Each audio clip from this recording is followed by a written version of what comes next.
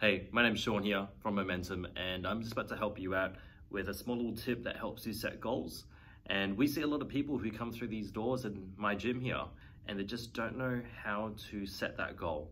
So I've made a small little tip that could help you out, and this actually helps you out with anything. It could be any other goal that you have in your life as well. So what I'll do is I'm going to record this, and all you need is something to write on, piece of paper, and I'll show you how to do that right now.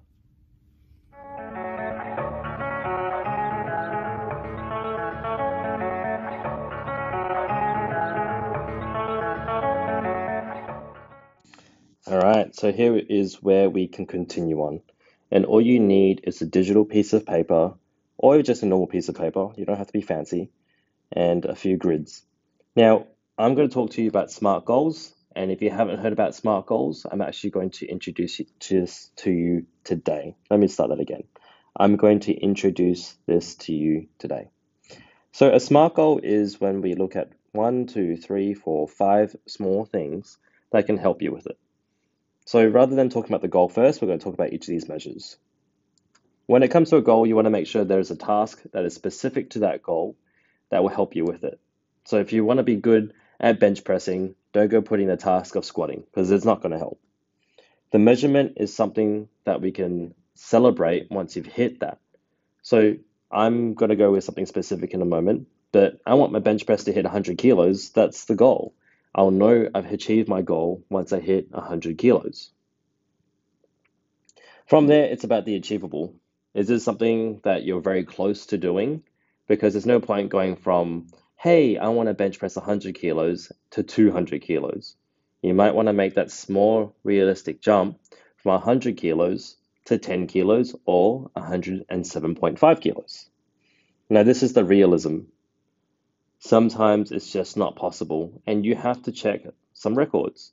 When it comes to sports, it's quite easy because you can check the world records and also people in your weight class or any other sport that you might be doing. From there, you need to look at the time frame. So today what I'm going to do is I'm going to show you a goal that I've had personally for myself. Now, I want to bench press and I want to increase this. Okay? But the only way I can do this is to increase my bench. So what's a specific task that needs to be done for me to do this? It's going to be chest-based exercises or mostly upper body based, okay? These are the actions that I would need to do to help me achieve my goal. Now, what are we measuring? Like I said, my best goal for bench press is going to be more so towards 135 kilos. Realistically, I would love to be able to get 180, but we will scrap that for now. Achievable. Is this achievable from your experience? Well, I'm not making a jump that is too dramatic, okay? My best bench press so far is 127.5, but if I'm looking at it, 7.5 kilos is not such a big jump where I go, hey, look, I'm out of my mind to think about it. Maybe 127.5 to 160, now that's a crazy jump. And from here, you have to ask yourself, is this something that I can do? You might need someone to help you out with this. This is where you might need someone with some realism and some experience to help you out. Now, the realism over here, realistic. Is this realistic?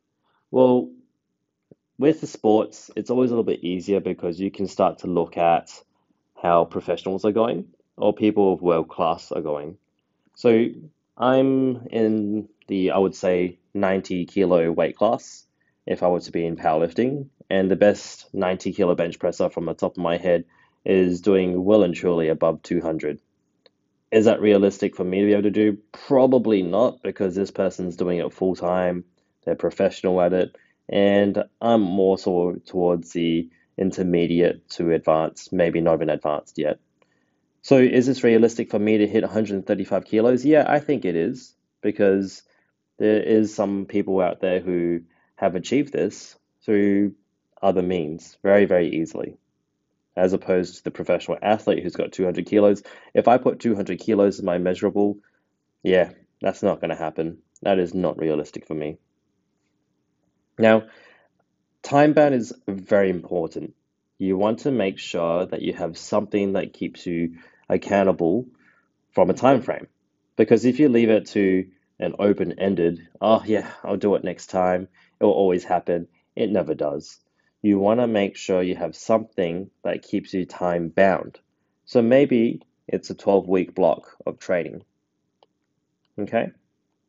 So from there, we start scrapping up a few pieces of data. This is no different from a science lab. You're kind of experimenting and seeing where you're going with. So maybe in 12 weeks from 127.5, in a perfect world, you did a 12-week training block, and I may have increased to 130 kilos instead. Is that my goal? Well, no. I wanted 135 kilos in 12 weeks, but we can take away something from here. And we can go, hey, in 12 weeks, I went plus 2.5 kilos. Maybe it's not so bad that in maybe 2 more blocks in 24 weeks, I can get 135 kilos. Okay?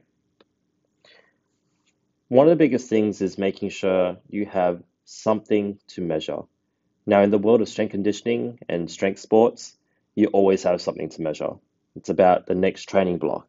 It's about your sleep. It's about your nutrition. It's about your technique. It's about the speed. It's about everything. Anything and everything can be really effective on your goal. But when you have something like this, it takes away all that stress and just lets you focus on the goal itself. So if you found this useful, let me know because we love to measure things here. Because if it's not measurable, it cannot be managed. If you need help, need any more help, guys, don't be afraid to contact me.